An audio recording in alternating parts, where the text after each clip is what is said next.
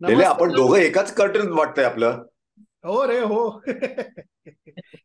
तुम्ही शेजारी शेजारी बसले असं वाटतंय. हो, हो. अ, नमस्कार मित्रमैत्रिणींनो, क्रिकेट प्रेमींनो, कसे आहात तुम्ही सगळे? मला कल्पना आहे तुम्ही सगळेच जण एका सणाची वाट बघताय, ज्या सणाची आम्ही सुद्धा वाट बघतोय. विक्रम आणि हर्षा, स्वागत आहे तुमचं दय धमाल गप्पांमध्ये.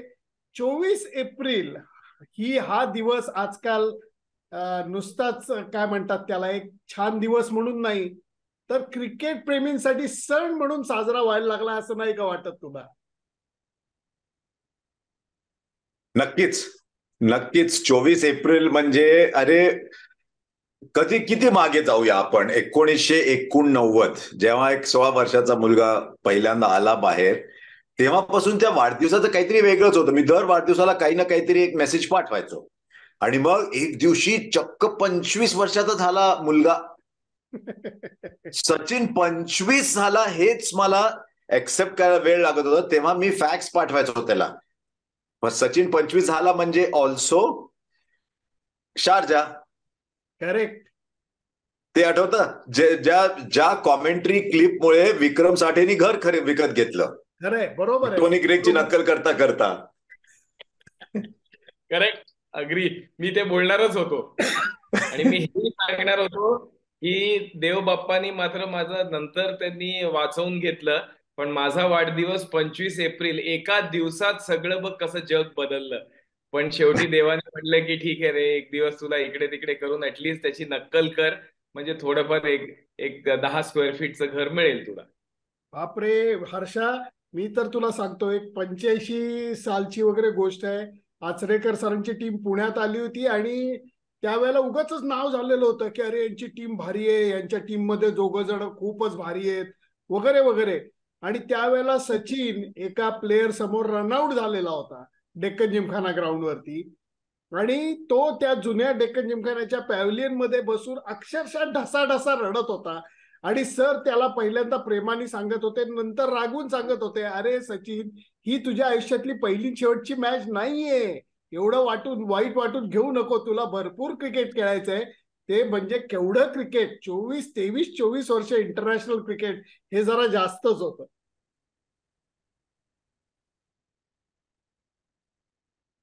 नाही आणि आय टेल यू, बऱ्याच लोकांना ना रेकॉर्ड बघतात.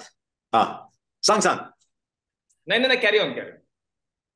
नाही, बरीच लोक रेकॉर्ड्स बघतात, परफॉर्मन्सेस बघतात. 24 वर्ष एक माणूस खेळला ह्याचा अर्थ काय?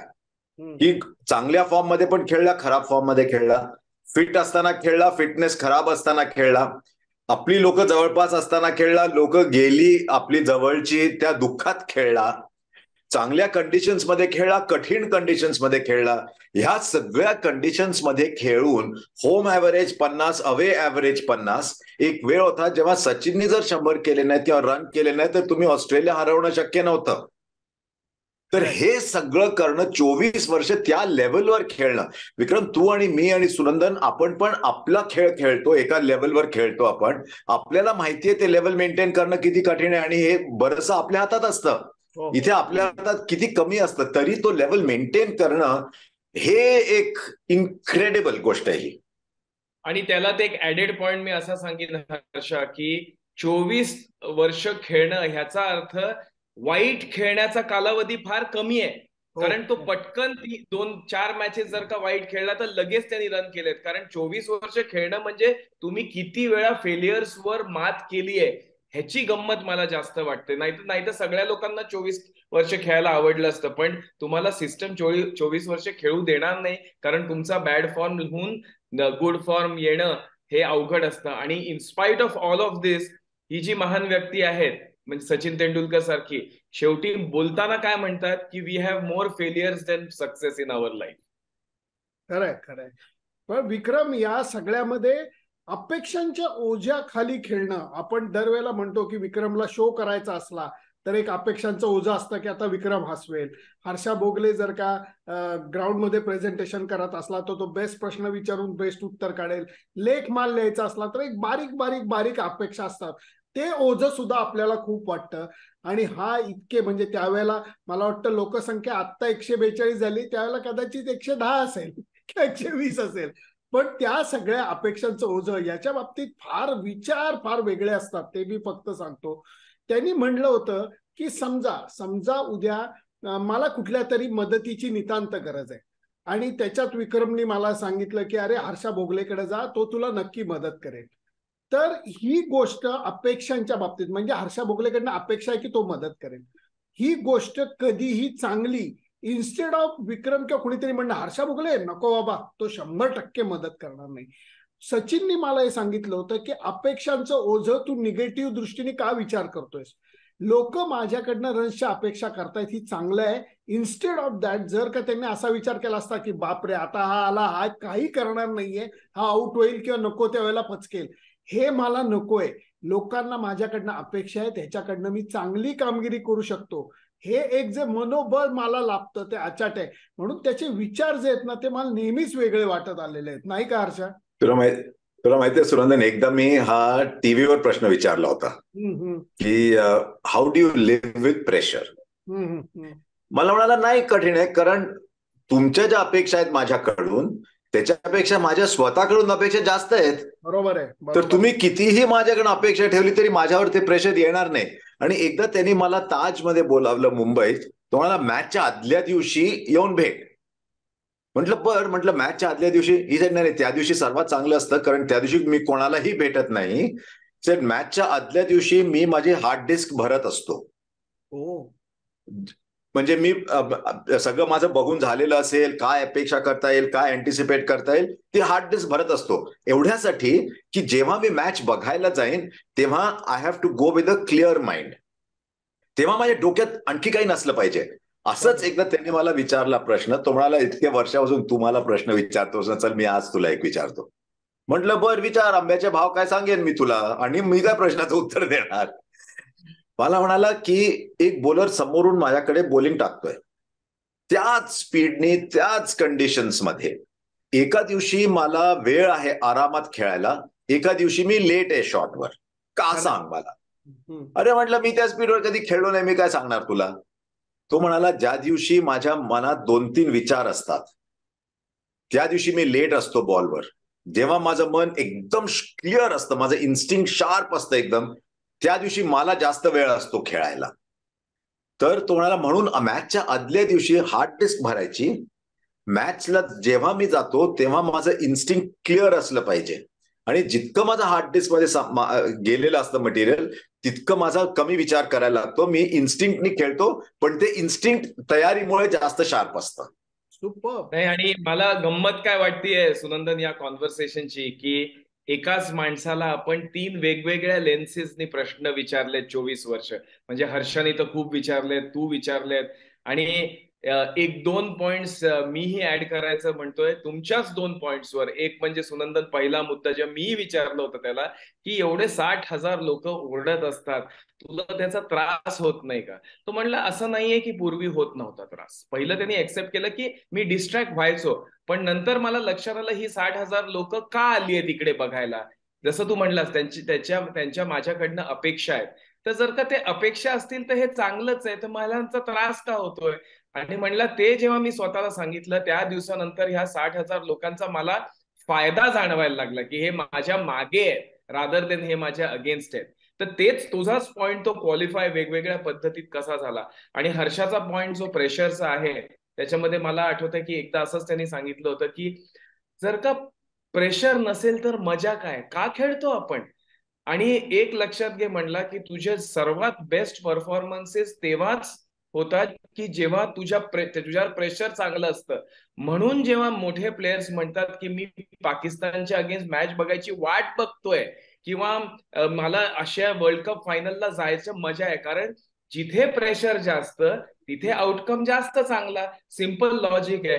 आणि हे जिमी कॉनर्सने एकदा त्याच्या पद्धतीमध्ये सांगितलं होतं की the only reason I like pressure is because pressure gives me more money when I am under pressure because I will more tournaments. तर प्रत्येकाची पद्धत निराळी. पण तो म्हणला की ज्या गमतीसाठी आम्ही खेळतो प्रेशर, तू म्हणतोयस की त्याचा तुला त्रास होतो का? तर कसा हा लेन्स, आणि मला 100% माहितीये की हे उत्तर त्यांनी स्वतःसाठी नंतर काढलंय. असं नाही की 16व्या वर्षी त्याला हे उत्तर माहिती होतं, बरोबर. पण त्याच्या जर्नीमध्ये त्यांनी प्रेशरला हँडल कसं करायचा हा जो प्रश्न आपण विचारतो, हे त्यांनी त्याचं उत्तर काढलं. 2004 सालची गंमत आहे, जेव्हा सचिननी बांगलादेशमध्ये सुनील गावस्करांचं टेस्ट सेंचुरीचं रेकॉर्ड मोडलं होतं. मोठी प्रेस कॉन्फरन्स झाली आणि प्रेस कॉन्फरन्सच्या शेवटी तो म्हणला, आता कुणी मला पर्सनल इंटरव्ह्यूसाठी रिक्वेस्ट करू नका. तर त्या बांगलादेशच्या त्या प्रेस कॉन्फरन्स मधनं आम्ही खाली उतरत होतो, तेव्हा म्हणला, अरे सचिन तू गुगली टाकला, मला तर इंटरव्ह्यू करायचा होता.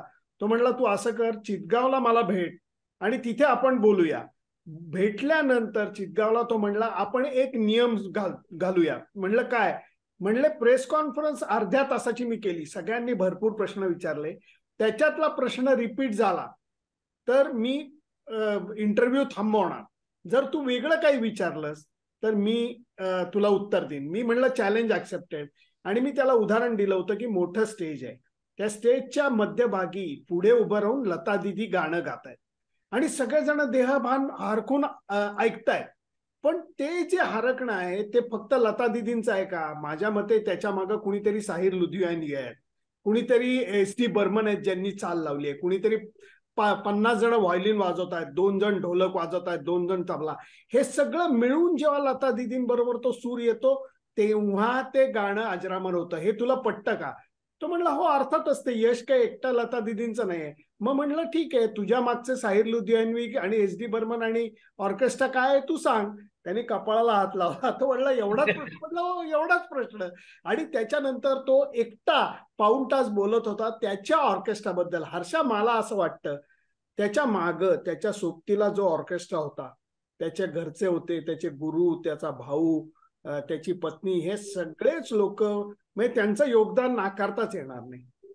फक्त ते नाही, त्या काळी मी पहिल्यांदा भेटलो 14 वर्षाचा असताना, आणि तेव्हा मला मुंबईच्या मैदानावर माझ्या ओळखी नाहीत, कारण मी जे थोडंफार क्रिकेट खेळलो, जी माझी माहिती सगळी हैदराबादची, पण जे ऐकायचो मी गोष्टी, पूर्ण मुंबई क्रिकेटला असं वाटलं की हा आपला मुलगा आहे, ह्याला आपण सांभाळून राहिलं पाहिजे. तर दिलीप वेंगसरकरनी बॅट दिली, सुनील गावस्करनी पत्र पाठवलं, अंपायर म्हणायचे आउट आहे की पण मला बघायचंय त्याला, म्हणून परत आणखी असू दे. आचरेकरांनी जे केलं ह्या सगळ्या गोष्टी वेगळ्या. तर 14 वर्षाचा असताना मला कोणीतरी सांगितलं की अरे हा मुंबईमध्ये स्कूल बॉय क्रिकेटर आहे, त्याच्याबद्दल आर्टिकल केलं पाहिजे. आता त्या काळी अरे टेलिफोन डिरेक्टरी उघडायची आणि प्रोफेसर रमेश तेंडुलकरचा नंबर काढून फोन करायचा आणि मग लोक आजकाल लोकांना टेलिफोन डिरेक्टरी काय हेच माहित नाही.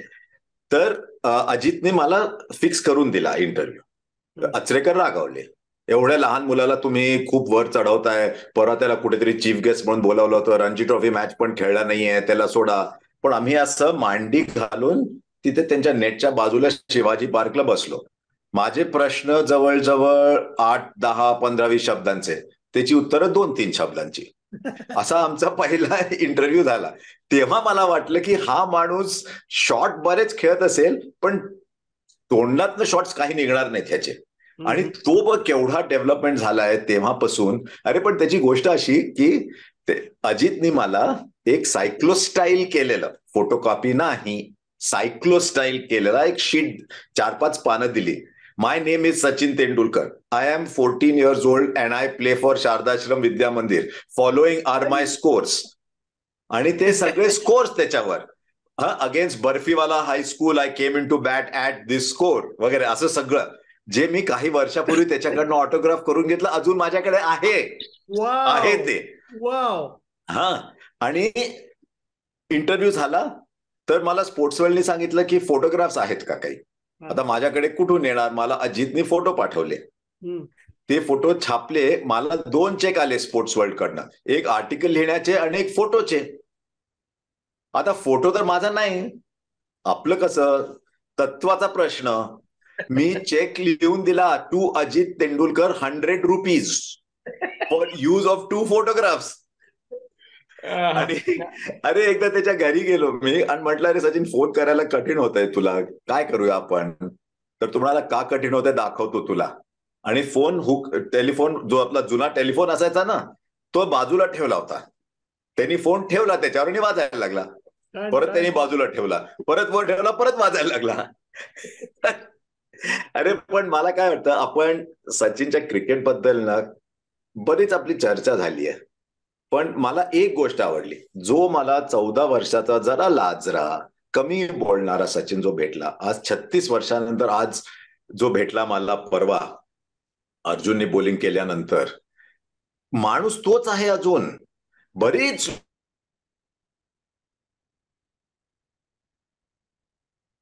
अंजली म्हणाली की त्याच्यामुळे आम्ही अशा लोकांना भेटलो ज्यांना आम्हाला भेटणं शक्य नव्हतं, पण माणूस तोच आहे अजून. म्हणून मी त्याला आज मी जस्ट ट्रेडिशन म्हणून परत एक व्हॉट्सअप मेसेज केला की उद्या, व्हॉट्सअप नाही SMS, व्हॉट्सअपचा नंबर मी विचारलेला नाहीये त्याचा अजून. असाच एक मेसेज केला दरवर्षीसारखं की 100 तू खूप केलेस, पण हे जे 50 केलेत ते 100 क्रिकेटरचे होते, हे 50 माणसाचे आहेत. तर जेवढे तू 100 केलेस त्याच्यापेक्षा कितीतरी महत्वाचे हे 50 झाले तुझे, कारण तो माणूस अजून तसाच आहे. आणि मी खूप माणसांना पाहिले, खूप बदलली लोक. खरंच सुनंदन विक्रम, खूप लोक बदलली, आपल्याशी बोलणं बदललं, खूप वर्षाची ओळख असून सुद्धा हे एक बदललं नाही अजून. आणि खरंच म्हणजे हर्षा म्हणतो ते मी माझ्या शोज मध्ये किंवा लोक भेटतात की तुझा सचिनचा अनुभव काय, म्हणलं क्रिकेट सोडून द्यावं. I don't think in modern day sporting avatar there would be a better human being that India has seen. आणि त्यांनी हे 24 वर्ष ऍज अ प्लेअर टिकवलं, 10 वर्ष आता ऍज अ रिटायर्ड क्रिकेटर टिकवतोय. ह्याचं महत्व इंडियामध्ये किती मोठं आहे हे आपण कॅल्क्युलेट पण नाही करू शकत. क्रिकेटिंग अचीवमेंट तर ग्रेट आहेत, पण एक मात्र मला सुनंदन तू बोलायच्या अगोदर मला सांगायला लागेल, एक गॅरंटी मी आत्ता देतो. मागच्या 10-15 दिवसात सचिन तेंडुलकरवर जेवढं प्रेशर आहे ना, तेवढं त्याचं आयुष्यभर नसेल. अरे तुला एक सांगतो मी, एका बापाचं प्रेशर आहे. सॉरी टू इंटरप्ट, पण ना ज्या दिवशी अर्जुननी शेवटची ओव्हर केली पॉवर प्ले मध्ये, नाही डेथ ओव्हर्स मध्ये, मी ती मॅच करत होतो, भेटायला गेलो, मॅच प्रेझेंटेशनला गेलो मी, तिथे सचिन समोर होता. तो म्हणाला 24 वर्ष मला अंदाजाच नव्हता काही, पण आणि आज आता मला कळतंय की प्रेशर किती असतं, पण त्याच्या चेहऱ्यावर जे एक्सप्रेशन होतं ना, ते 100 केलेल्या माणसाचं नव्हतं. एक्झॅक्टली, ते का वडिलांचं होतं, आणि ते का वडिलांचं होतं. तेही त्याच्या सिमिलर कॉन्व्हर्सेशन झाल्यावर त्याचा तोच मुद्दा होता की काय होत असेल माझ्या फॅमिलीचं हे मला आज कळलं.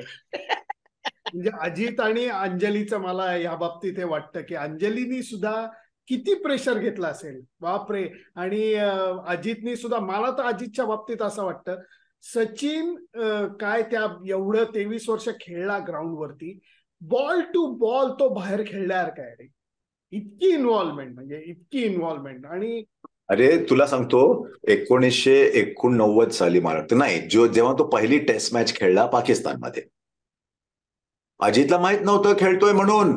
मी फोन केला त्याला, अरे म्हटलं अजित डेब्यू करतोय पहिली मॅच खेळतोय, हो का म्हणाला. तुम्हाला करंट सचिन असेल, माझं लक्ष दुसरीकडेच असतं म्हणून.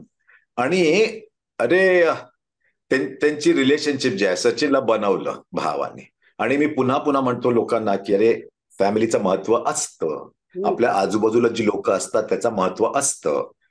ही वॉज व्हेरी लकी ज्या फॅमिली मधनं आला तो. त्याच्या वडिलांना जे कोणी भेटले असतील ना, मी जेमतेम 4-5 वेळा भेटलो असेल, इतकी डिग्निटी माहितीये का, इतकी डिग्निटी की असं वाटलं, मला असं वाटायचं की मी माझ्या वडिलांना भेटायला गेलोय.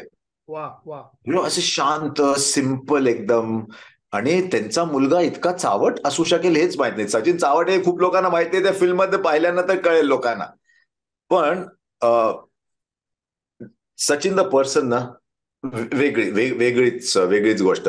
मी तुला सांगतो, आता मी त्याला सांगितलं उद्या 50 होशील, 100 खूप केलेस, पण ते एका क्रिकेटरचे होते, हे 50 एका उत्तम माणसाचे आहेत, असाच राहा.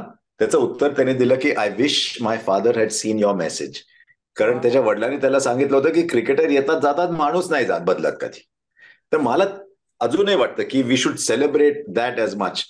प्लेयर तर आपण 3 तास 4 तास कार्यक्रम केला तरी गोष्टी संपणारच. सुनंदन, तुला तर सर्वात जास्त चांगल्या गोष्टी माहिती असतील, पण एकदा म्हणालो होतो, when Sachin scores 100, India sleeps well. हो हो हो. आणि मला सर्वात फायदा झाला, कारण अरे सचिन एक सूर्यासारखा होता, एक सोलार सिस्टम सारखा होता, सूर्यासारखा. त्या सूर्याच्या उजेडात बाकी सगळ्यांना लाईट मिळतो. आम्ही त्या उजेडात, आम्हाला चान्स मिळाला, आम्ही त्या उजेडात मोठे झालो. सत्य. कारण सचिनचं बघायला, सचिन बॅटिंग करतोय, त्याला शब्द द्यायला आम्हाला संधी मिळाली. अरे आणि तू हर्षा, जे लोकांनी शब्द मोठमोठी पुस्तकं फायनल लिहिली. टेस्टला हर्षा, लोकांनी फायनल टेस्टला मोठमोठी जे पुस्तकं सुनंदन, लिहिली. सॉरी सुनंदन, तू तू तू परत बोल, तू काय बोलला ऐकू नाही आलं. म्हणता हर्षाला मी सांगतोय, तुझा काही संबंध नाही. लोकांनी पुस्तकं लिहिली, लक्षात घे, आणि त्याच्यात ते लेखक झाले हर्षा. पण हर्षाचं मी नॉर्मली कौतुक करत नाही, कारण हर्षाचं कौतुक 10 मिलियन ट्विटर फॉलोअर्स करतात, तर म्हणलं सारखं तेच तेच कशाला करायचं. पण हर्षानी जे फायनल टेस्ट मध्ये शेवटी जे तो बोलला, ते मला असं वाटतं क्रिकेट इतिहासातली एक, म्हणजे ती पण एक मेमोरेबल कॉमेंट्री असं म्हणायला काही हरकत नाही. त्यामुळे हर्षा, तुझ्याबद्दल पण माझं खूप चांगलं मत आहे, आणि तूही चांगला इतक्या माणूस आहेस. वर्षानंतर भोगले भोगले तुम्हाला, बास आता काही नको आयुष्यात तुम्हाला. अरे नाही, पण जेव्हा समोर काही चाललेलं असतं, जेव्हा समोर इतका मस्त सब्जेक्ट असतो, तेव्हा अरे शब्द येतात. पण खेळतानाच्या मला एक एक काही विचित्र गोष्टी आढळतात. पहिली टूर इंग्लंडची, 1990, सचिनची पहिली 100 पाहिली. कुठून कुठून त्या ग्राउंड मध्ये मी आणि द्वारकानाथ संझगिरी चहा किंवा कॉफी प्यायला गेलो होतो खाली, आणि त्यांनी पटकन बॅकफुट मध्ये 2-3 पंच केले. मुंबईचं कल्चर पहा, तो म्हणाला आपण वर गेलो तर आउट होईल तो, म्हणून ग्राउंडवर असून सुद्धा खाली चहा पित टीव्हीवर बघितले 100. Can you imagine? आणि ना त्याच्या आधीच्या इनिंग मध्ये त्यांनी काहीतरी, पहिल्या इनिंग मध्ये इंग्लंडमध्ये एवढे रन झाले नव्हते मला वाटतं. गावस्करांनी सांगितलं, अरे इथे स्विंग होतो बॉल, थांब थोडा वेळ, एवढंच सांगितलं. त्या एकाच इमिजिएटली ते नेक्स्ट इनिंग मध्ये इम्प्लिमेंट केलेलं दिसलं आम्हाला. मग 100 झाले. 96 साली त्याची एक, म्हणजे आता 100 केले तर किती लक्षात येणार. एक एजबॅस्टनला त्यांनी 100 केले. मी ना एकदा लिस्ट केली होती, 4-5 James, forgotten James of Sachin. त्या एजबॅस्टनचे 100 त्यापैकी एक होतं. ब्रिलियंट इनिंग्स ती. क्रिस लुईसला पुल करायला गेला आणि 38 सर्कल असेल आसपास, तिथे कॉट झाला. मी त्याला असंच दुसऱ्याशी सकाळी, तेव्हा अरे we use to meet each other a lot, trust असायचा ना, क्लिकबेट नव्हतं, न्यूज नसायचे, ट्रस्ट असायचा लोकांमध्ये. मी असंच म्हणालो, अरे कनेक्ट झाला असता तर क्लिअर झाला असता ना फिल्डरला. तर तो हसला, म्हणाला बाहेर गेला असता म्हणाला. आणि हा लहानच असायचे. आय कीप थिंकिंग, आता हे बघ 2003-4 मध्ये इंजुरी नंतर खूप इंजुरी झाल्या. टेनिस एल्बो झाला, खूप बदललं ते सगळं. त्याला आता 20 वर्ष झाली. म्हणजे जी लोक आज 28-30 वर्षाची असतील, जे तुम्ही बघताय सगळे, जर तुम्ही 25 आणि 30च्या मध्ये असाल तर तुम्ही सचिनचे जे ग्रेट आधीचे इनिंग्स होते ते तुम्ही पाहिलेच नाहीत. जेव्हा सचिन, आम्ही बरेच वेळा म्हणतो की एक विव रिचर्ड्स अवतार होता आणि एक सुनील गावस्कर अवतार होता. तो विव रिचर्ड्स अवतार तर तुम्ही पाहिलाच नाहीत. आणि एक कोणीतरी टाइम्स ऑफ इंडियामध्ये सब एडिटर असणार, अनोळखी, मला कोण आहे माहित नाही, पण त्याला तुम्ही जर सचिन फॅन असाल ना, रोज सकाळी उठून नमस्कार करा. त्यांनी एक हेडलाईन घातली टाइम्स मध्ये, एंडुलकर. त्या हेडलाईनमुळे आपल्याला आणखी 4-5 वर्ष मिळाली. 2009 नंतर त्यांनी 11 का 12 इमिजिएट 100 केले. आणि मग सुरंदन, तू ती गोष्ट सांग की ते सगळे 100 एकाच बॅटने केले. आणि मग बॅट का बदलली? अनबिलिव्हेबल. कारण ती बॅट वर्ल्ड कप पर्यंत होती हर्षा, ती बॅट. आणि एकच बॅट, 11 का 12 100 झाले त्या बॅटने, एकच बॅट. आणि त्या बॅटची त्यांनी गंमत अशी सांगितली की तो साहित्य सहवास मध्ये त्या काय बॅट ठेवायचा. तर एकदा तिकडे गेला आणि टूरच्या अगोदर त्याला बघायची होती बॅट, तर ही बॅट दिसायला चांगली नव्हती, त्याच्या ग्रेन्स बीन्स अप्रतिम नव्हत्या, बॅलन्स चांगला होता. तर तो म्हणला मी 4 बॅट त्या माळ्यावरनं काढल्या आणि तो असा बॉल उडवून बघायचा. तर 3 बॅटमधनं बॉल इथं उडाला आणि चौथी जी दिसणारी साधी बॅट होती त्यातनं बॉल इकडं अजून वरती उडाला. तो म्हणला अरे बापरे, ही बॅट जरा वेगळी दिसते. तिथनं ती त्यांनी तयार करायला घेतली आणि तिथनं त्यांनी 11 का 13 100 त्यांनी केल्या. मला अजून आठवतं की मला वर्ल्ड कपची मॅच होती आणि त्यावेळेला मी त्याला भेटायला गेलो. तो डावीकडे सिद्धिविनायकचा फोटो, उजवीकडे आई वडिलांचा, त्याचा कुशीत तो आई वडिलांच्या झोपला असा तो फोटो, मध्ये त्यांनी उदबत्ती लावलेली आणि तिथं ती बॅट ठेवलेली असायची. हर्षा तो मॅच बॅट कधीही कॉफिन मध्ये म्हणजे बॅग मध्ये ठेवायचा नाही. प्रवास चालू असला तर ती बॅग मध्ये असायची बॅट, नाहीतर इतर वेळेला नेहमी त्याची सखी त्याच्या काखेत घालून तो रूम मध्ये घेऊन यायचा आणि त्या दोन्हीच्या मध्ये ठेवायचा. ती बॅट बघून मी म्हणलं अरे सचिन, काय त्या बॅटची अवस्था आहे. तुला वाटतं का, कारण 50-51वी टेस्ट सेंचुरी सुद्धा त्यांनी केलेली आहे त्यांनी. तर मी म्हणलं वाटतं का तुला या बॅटचं आता काय होईल. तर त्यांनी बॅट अशी जवळ घेतली, इतक्या प्रेमाने जवळ घेतली आणि म्हणला सुनंदन एक सांगतो, आता या बॅटमधनं बॉल जाईल की नाही ही भीती वाटायला लागली, कारण आता खूप त्याची डागडुजी मी केली आहे. पण तुला एक गोष्ट सांगतो म्हणला, ही बॅट हातात असताना मला कुणी आउट काढेल वाटत नाही. तो बँगलोरला हर्षा इंग्लंड विरुद्धची मॅच खेळत होता वर्ल्ड कपची आणि त्यावेळेला त्यांनी एक बॉल मारला आणि तो पॉल कॉलिंगवूड का कुणीतरी आरामात बसून अडवला आणि तेव्हा त्याला कळलं की अरे याच्यातला तो पंच गेलाय. आणि तेव्हा ती बॅट त्या क्षणी त्यांनी बदलली, नवीन बॅट घेतली आणि त्या मॅचलाही सेंचुरी केली. आणि बॅट स्पीक टू मी म्हणायचा. हर्षा, आपल्यात एक गुंड आहे सुनंदन लेले. त्या सुनंदन लेलेनी त्या बॅटीचा फोटो काढला आणि सचिन बरोबरचा त्या बॅटीचा फोटो होता, तर ती मला पुस्तकासाठी वापरायला पण दिलं. आणि मला नाही वाटत ती बॅट बहुतेक सुनंदनच्याच घरी असेल असं माझा एक तर्क आहे, माहिती नाही. अरे ती बॅट मला लक्षात आहे, कारण मी ती बॅट बघायचो आणि मला लहानपणच्या आमच्या बॅट्स आठवायच्या. कारण एक बॅट असली तर दुसरी परवडायची नाही. तर एक एज निघालं तर प्लास्टर लावायचं, दुसरं एज निघालं तर आणि एक प्लास्टर लावायचं. शेवटी अशी वेळ यायची की प्लास्टर जास्त आणि लाकूड कमी, हो हो अशी दिसायला लागली होती अरे ती बॅट. पण तू म्हणालास ना सुनंदन बॅटची गोष्ट, मुंबई इंडियन्स मध्ये पहिल्या वर्षी ड्वेन ब्राव्हो आला होता खेळायला आणि मी मुंबई इंडियन्स बरोबर होतो. तर सचिन खेळत नव्हता, सचिन स्क्वॉड मध्ये आणि खेळत नाही म्हणजे असं झू मध्ये लहान मुलांना नेण्यासारखं होतं. पण अरे तो हत्ती जिराफ तू नाही बघू शकत, अशी अवस्था होती.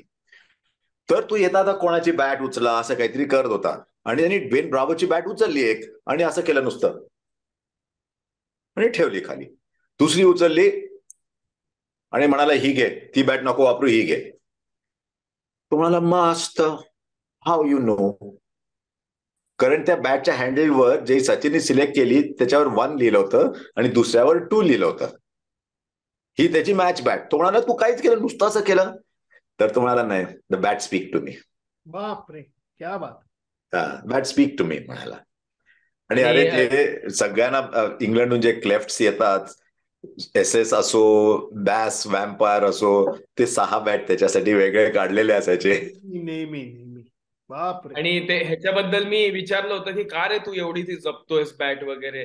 तो म्हणला काही प्रॉब्लेम नाही, I am the chief carpenter of the Indian cricket team. मी माझी बॅट नाही, सगळ्यांच्या बॅटी दुरुस्त करतो, त्यामुळे का मला काय तशी काळजी नाही. अरे एकदा म्हणालो गुड फॉर्म म्हणलं तर आय गॉट गुड बॅट्स म्हणाला. अरे म्हटलं आमच्या हातात पण चांगली बॅट कधीतरी येऊ शकेल.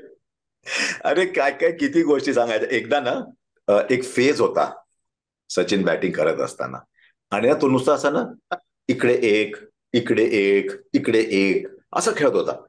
आणि मला वाटायचं की काय चाललंय, काय मला कळत नाहीये. तर एकदा भेटला तेव्हा म्हणालो, सचिन हा ना इकडे एक, इकडे एक, हा सचिन नाही. सचिन कसा बॅटिंगला आला की लोकांना भीती वाटते, कुठे मारेल मला. म्हटलं हा कसला सचिन, एक इकडे एक, इकडे एक, इकडे. तो म्हणा तो खरी गोष्ट सांगू का, मला ना बॉल तिकडे मारायचा आहे म्हणून मी बॉल इकडे मारतोय. म्हटलं बर, बॉल तिकडे मारायचा म्हणून मी इकडे मारतोय. तर तुम्हाला अरे 18-20 वर्ष झाली मला खेळून, लोकांना एक्झॅक्टली माहिती आहे मी कुठे मारतो. ते फील्ड सेट करतात. मी जर दुसरीकडे बॉल मारायला लागलो नाही तर फील्ड बदलणार कसं. तर मी तिकडे असं मारत जाईन जोपर्यंत तिकडचा फील्डर तिकडे घालतील, मग मी तिकडे मारेन. क्या बात आहे. बापरे. खरंच तुम्ही मगाशी म्हणत होता ती बॅट माझ्याकडे आहे का, तर तसं काही नाहीये. फक्त प्रॉमिस करा कोणाला सांगायचं नाही, कारण 50 कॅमेरावर सांगतोय नाही कोणाला सांगायचं नाही. हे आपल्या तिघांमध्येच राहिलं पाहिजे, हे प्रॉमिस करा तुम्ही मला. कारण अक्षरशः तुला तो साऊथ आफ्रिकेची जी टूर होती 11 सालची, तेव्हा मला त्यांनी रूम मध्ये बोलवलं कॉफी प्यायला, आणि नंतर असं बोचकं म्हणला, सुनंदन फार गिफ्ट आल्यात मला, शेवटची टूर आहे साऊथ आफ्रिकेची, तर तू प्लीज या गिफ्ट कॅरी करशील का. तर आता त्याला नाही कुठल्याच बाबतीत म्हणण्याचा प्रश्न नाही. मी म्हणलं ऑफकोर्स मी करीन. तर तो चहा बनवताना हे सगळं बोलत होता, चहा दिला हातात आणि नंतर हसायला लागला. तो म्हणला असल्या गोष्टी मी करत नाही लेका, 50 आणि 51व्या सेंचुरीचे कपडे तुझ्यासाठी पॅक करून ठेवलेत. त्यामुळे 50 आणि 51व्या टेस्ट सेंचुरीचे कपडे माझ्याकडे आहेत. मित्रांनो, माझी श्रीमंती फार वेगळी आहे. गुंतले पण नसतील. हे बघ आपल्यातला हा जो लेले आहे ना, तो किती पोचलेला आहे. पोचलेले कसे आहेत लेले हे आपण रिव्हिजिट करूया. बाय द वे भोगले, तुम्ही हे आयुष्यात अचीव करू शकत नाही. तुम्ही कितीही महान हे झाला कॉमेंटेटर, पण तुम्ही एखाद्या सिनेमाचे प्रोड्युसर होऊ शकत नाही. आता एक सिनेमा येतोय 5 तारखेला माझ्या मते, आणि अप्रतिम सिनेमा आहे, मी पाहिलेला आहे तो. त्याचं नाव आहे तेंडल्या, आणि त्या पिक्चरचे प्रोड्युसर सुनंदन लेले आहेत. It is Sunandan Lele presents. But महत्वाचं सांगायचं, सुनंदन जास्त सांगेलच या सिनेमाबद्दल, पण माझ्या मते हा सिनेमा हा प्रत्येक इंडियननी एका कारणासाठी पाहायला पाहिजे, आणि तो ते सचिन तेंडुलकरचा बॅकड्रॉप आहेत म्हणून नाही. गावाकडची मुलं एकत्र येऊन, मुंबईत राहत नाहीत, ते सांगलीच्या जवळ एका गावात राहतात, हे येऊन एक सिनेमॅटिक प्रोडक्ट बनवतात सचिन तेंडुलकरच्या बॅकड्रॉपवर, पण ती कहाणी त्यांच्या गावाची आहे, आणि सगळ्यांसमोर प्रस्तुत करतात. It is the most democratic form of art that you can ever reach. की जेव्हा आपण म्हणतो ना मुंबईची फिल्म इंडस्ट्री ही मुंबईत आहे, किंवा लखनौला ती जाईल, किंवा इकडे साऊथ इंडियामध्ये, पण गावातल्या मुलांनी सिनेमा केलाय. सुनंदन ह्या सिनेमाबद्दल नक्की सांग, कारण माझ्यासाठी ही थॉटच खूप मोठी. नाही, नाव तेंडलंय, पण सचिनवर सिनेमा नाहीये. पण सचिनकडे लोक प्रेरणेचा स्रोत म्हणून कसं बघतात, नुसतंच वावा म्हणून नाही, तर त्यांनी दाखवलेल्या, जे आपण आता हर्षाने असंख्य गोष्टी सांगितल्या, की त्या नुसत्या बोलण्याच्या वागण्याच्या नाहीयेत, तर त्या स्वतःच्या आयुष्यात जपण्याच्या आहेत, त्या वापरण्याच्या गोष्टी आहेत. तर या गोष्टी गावाकडची पोरं कशी करतात. अजून एक गोष्ट करतोय, उद्या म्हणजे 24 तारखेला, उद्या नाही 24 तारखेला सचिनचा वाढदिवस, ज्या गावी हे शूटिंग झालं त्या गावी आम्ही वेगळ्या पद्धतीने साजरा करतोय. आणि हर्षा, उद्या अजून एक गोष्ट आपल्याला सगळ्यांना करायची, ते म्हणजे सचिनच्या फॅन्स कडनं 24 एप्रिलला वर्ल्ड क्रिकेट डे आपण डिक्लेअर करतो. जागतिक क्रिकेट दिन. आम्हाला आयसीसी बीसीसीआयची परवानगीची गरज नाही. आम्ही जागतिक क्रिकेट दिन उद्याच साजरा करणार आहोत. सचिनच्या वाढदिवसाला तो साजरा करून त्याचं जाहीर करणार की आज वर्ल्ड क्रिकेट डे. क्या बात आहे.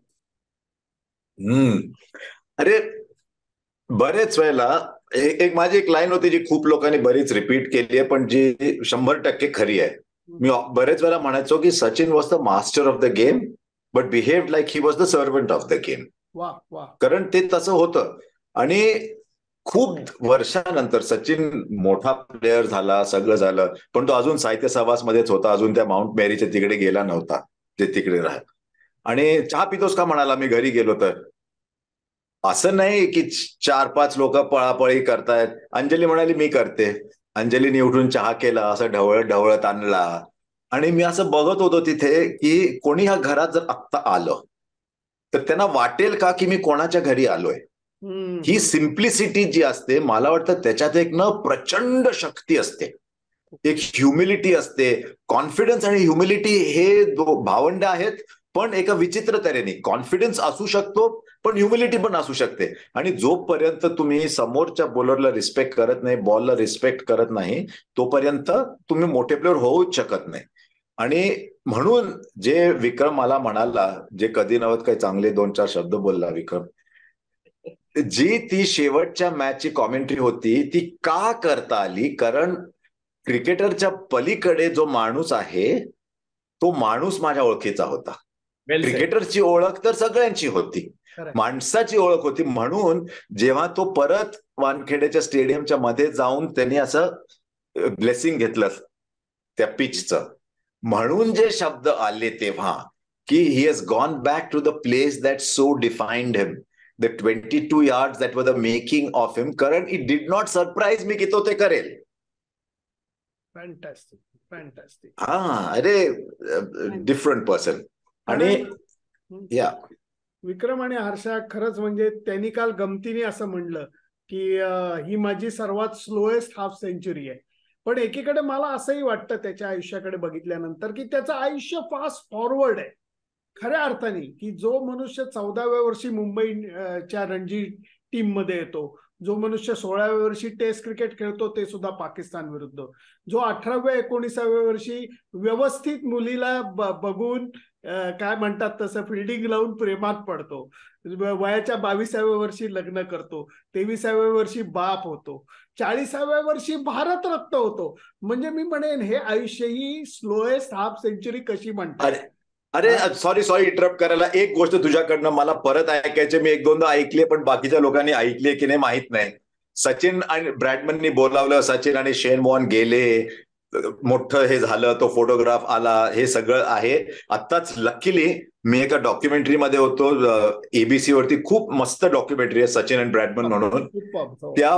त्या दिवशी सकाळी जेव्हा फोटो छापून आला पेपरमध्ये, तेव्हा पेपर विकत घ्यायला कोण गेलं होतं आणि काय झालं ही गोष्ट सांग तू. नाही, ती गोष्ट एवढी मजेदारच आहे कारण त्यावेळेला अंजली होती, ती भारतात होती आणि हा गेलेला होता. अंजलीला त्यांनी ड्रेस कोड दिला होता कारण राष्ट्रपती भवनात जायचं होतं. तर झाली तिकडे ऑस्ट्रेलियामध्ये भेट झाली आणि अंजली दिल्लीत गेली होती कारण सचिनला राजीव गांधी खेलरत्न अवॉर्ड मिळणार होतं.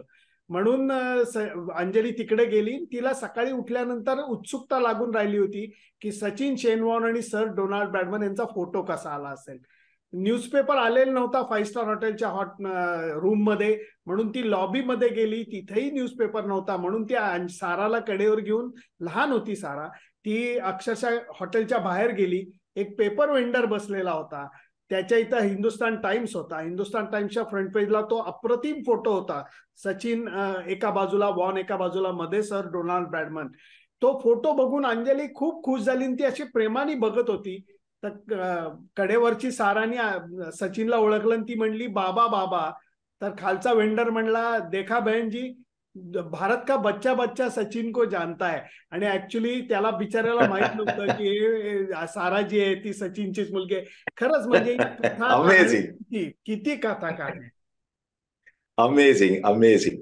पण हो, अरे गोष्टी आता म्हणजे मी विचार करतोय कुठली गोष्ट सांगू, कारण आपण तिघं गोष्टींवर बोलायला लागलो तर तिथेच पूर्ण 3-4 तास जातील. पण एक क्रिकेटिंग हे जे असते ना एबिलिटी, लोकांना वाटतं की म्हणजे लोक मला असं म्हणायचे नो यार वॉट सचिन इज सचिन. जसं काही सचिन भोगले होऊ शकतात एकदम बॅटिंग करायला जाताना, थँक गॉड नाही झाले. पण लोक म्हणायचे सचिन इज सचिन, जसं काही जणी काही की जन्मला तो आणि 100 करायसाठी जन्मला म्हणून. सचिनच्या टॅलेंट बद्दल इतकं बोलतात लोक, पण त्या टॅलेंटला वर ओढायला खूप लोकांकडे टॅलेंट असतो. त्या टॅलेंटला वर न्यायला जी वर्क एथिक असते, जी ऍटिट्यूड लागतो, जे प्रेम लागतं गेम बद्दल, मेहनत करायची, विचार करायचा, ते टॅलेंटला त्याच्या वर ओढत तिथपर्यंत घेऊन गेलं. आणि ती जी वर्क एथिक होती त्याची, आता लोकांना गोष्ट माहिती, 155 केले चेन्नईला, त्याच्या 4 दिवस आधी जाऊन रफ केलं, शेन वॉर्न मला राऊंड द विकेट टाकेल म्हणून त्याची तयारी झाली, कोण मला काय करेल त्याची तयारी केली. पण जी मेहनत होती, तर जेव्हा लोक जीनियस म्हणतात, मी पुन्हा म्हणतो, show me a genius and I will show you the hardest working person. Exactly. आणि जर लोकांना एकच काही व्हिडिओ बघायचा असेल तर सचिनच्या बुक लॉन्चला त्याचा मला फोन आला की माझा बुक लॉन्च करशील का. अरे त्याच्या मागची अशी गोष्ट आहे की सचिनने मला त्याचं पुस्तक लिहायला सांगितलं होतं आणि कोणीही कधी हो म्हणेल, पण मला माहिती होतं की त्याच्यात 1 वर्ष जाणार. आणि तेव्हा अनिताने आपला जॉब सोडून आम्ही कॉर्पोरेट सेशन्स वगैरे सगळं बरोबर करायचं ठरवलं होतं. मी त्याला म्हणालो बरोबर नाही की तिने जॉब सोडला आणि मी 1 वर्ष बाहेर काढलं हे लिहायसाठी. मला जे करता येईल ते मी करेन आणि ते मला नाही करता आलं पुस्तक त्या कारणासाठी. तर तेव्हा जेव्हा पुस्तक छापून आलं तेव्हा मी म्हणालो की बघ, मला काही करता आलं तर मी करेन, आता तुझ्यासाठी मी काय करू शकेन. पण तर त्याचा फोन आला की नाही, हे फंक्शन तू होस्ट केलं पाहिजे. त्या फंक्शन मध्ये जे अंजली बोलली आहे ते इन्क्रेडिबल. पण एकाच स्टेजवर राहुल द्रविड, व्हीव्हीएस लक्ष्मण, सौरव गांगुली आणि सचिन तेंडुलकर हे एका स्टेजवर होते. आणि त्यांच्यात जे बोलणं चाललं होतं त्याच्यात एकमेकांसाठी जो रिस्पेक्ट होता, जे लोक म्हणतात की हे चौघं इंडियाचे कोर होते, तो रिस्पेक्ट होता एक दुसऱ्यांसाठी. तेव्हा कळलं की इतके छान का खेळले. डिफरन्सेस असणार, राहुल आणि सचिन मध्ये होते डिफरन्सेस. 194 डिक्लेअर केलं होतं, त्याच्या मागची स्टोरी आता सांगायची गरज नाही. पण तेव्हा तो म्हणाला की जेव्हा दोन अशी स्ट्रॉंग विल लोक खेळतात तेव्हा डिफरन्सेस असणं साहजिकच आहे, पण रिस्पेक्ट असतो एक दुसऱ्यांसाठी. पण तो कार्यक्रम बघितला की कळेल की त्या इंडियन टीम मध्ये काय एवढं क्लोजनेस होतं आणि का मॅच फिक्सिंग नंतर इंडियन क्रिकेट एवढं मजबूत इतक्या लवकर कसं झालं. कारण मला तेव्हा ईमेलच असे, फक्त व्हॉट्सअप नव्हते तेव्हा. मी rediff.com वरती आर्टिकल्स लिहायचो आणि तिथे रिस्पॉन्सेस त्या ईमेल आयडी वर यायचे. आणि मला एक ईमेल आला होता, please tell me that Sachin is clean because if Sachin is not, what is left. हो हो हो. आणि because they could trust Sachin and Rahul and VVS whatever, त्या ट्रस्टमुळे परत इंडियन क्रिकेट मजबूत लवकर झालं. मला वाटलं 2-3 वर्ष त्रास व्हायला हवा होता आपल्याला, कारण त्याच्याने वाईट कळलं पाहिजे लोकांना. पण त्या ट्रस्टमुळे लोक आली परत. आणि हे जे ट्रस्ट होतं की सचिन असताना आपण हरलो तरी काही हरकत नाही, पण सचिन असताना कमिटमेंट आपल्याला दिसेल, हे खूप महत्वाचं. खरं खरं. त्यामुळे मी एवढंच म्हणेन, शुभेच्छा कशा द्याल, मी एवढंच सचिनला म्हणेन की बाबा आहे तसा राहा, याच शुभेच्छा. एक्झॅक्टली, असाच राहा.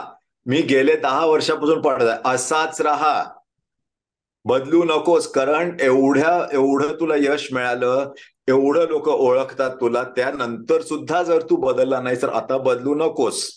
फक्त टेन्शन दिसू देऊ नकोस. अर्जुन खेळत असताना बिचारा तो पण आहे. पण विक्रम, तू काय म्हणशील? तुम्ही ह्याच्या पुढे मी काय बोलणार, एवढंच सांगेन की, आणि मला कॉन्फिडन्स म्हणजे सगळ्यात सचिनपेक्षा जास्त ह्याच्यावर की तो असाच राहील. कारण ते अरे पण सचिन 50 नाही, मला काय म्हणजे आपण किती, तू तुझ्याबद्दल बोल रे. मी मित्रांनो शेवट एवढाच करीन की मराठी भाषिक प्रेमिक म्हणून आपण म्हणतो की जे आपल्या काळातले महान 3 भारतरत्न होते, एक भीमसेन जोशी होते, एक आपल्या लता दीदी होत्या आणि एक सचिन तेंडुलकर. तर लता दीदी आणि सचिन बद्दल मध्ये खूप प्रेम होतं. सचिन त्यांना आई म्हणायचा. लता दीदी जेव्हा संगीतकार म्हणून काम करायच्या तेव्हा त्या टोपणनाव वापरायच्या आनंद घन. मला असं वाटतं की लता दीदींनी सुरांच्या रूपानं त्या आनंद घन बनल्या आणि आपल्यावरती सुरांची बरसात झाली, जी आपल्या सोबत कायम आहे. सचिन हा वेगळ्या अर्थाने आनंद घन आहे की ज्यांनी इतकं काही अचीव केलं आणि तरी तो छान चांगला राहिला, एक खऱ्या अर्थाने आदर्श बनला माणूस म्हणून. त्याच्यावरचं प्रेम हे 100 सेंचुरी केलेल्या माणसापेक्षा जास्त आहे. त्यामुळे मी म्हणेन की तो सुद्धा एक आनंद घन होता की त्या आनंद घनाच्या रन्सच्या बरसातीमध्ये आपण न्हावून निघालो. मी म्हणतो, जे लोक म्हणतात आमच्या काळी असं होतं, आमच्या काळी असं होतं, मी एवढंच म्हणेन की या सगळ्या लोकांना आपल्याला प्रत्यक्ष अनुभवता आलं. या गोष्टीसारखा आनंद नाही. त्यामुळे आपण खऱ्या अर्थाने नशीबवान आहोत. ऍब्सोल्युटली, वेल सेड. ह्याच्या पुढे हे ऍक्च्युली प्रोग्राम संपवायसाठी परफेक्ट म्हणालास तू. त्यामुळे मित्रांनो, शेवटच्या बॉलला 6 मारली, आता काही ठेवलंच नाही आमच्यासाठी. त्यामुळे मित्रांनो, थँक्यू सो मच. आणि असेच राहा. 25 तारखेला आदरणीय, वंदनीय, पूजनीय अशा साठे साहेबांचाही प्रकट दिन आहे. त्यांनाही आपण शुभेच्छा देऊयात. आणि माझ्याबद्दल एखादी गोष्ट तरी बरी बोला. सचिनचं झालं म्हणजे एक दिवशी विक्रम पण 50 होणार. हो तुला काय, म्हणजे अजून वेळ आहे, वेळ आहे थोडासा, पण होत आला. म्हणजे काय, म्हणजे आपल्या बरोबर ही पोरं आता लहानाची मोठी झाली रे हर्षा, बघता बघता. पहा ना 50. नाही नाही, वाढदिवसासाठी स्पेशल हे करू. कारण मला एक हे एवढं कळलं मला, आपण इतक्यानं फार रिस्पेक्टफुल होतो या कार्यक्रमात, पण एक असं नॉर्मल व्हायला पाहिजे आता, की हा का म्हणतोय माझ्याबद्दल पण काहीतरी म्हणा.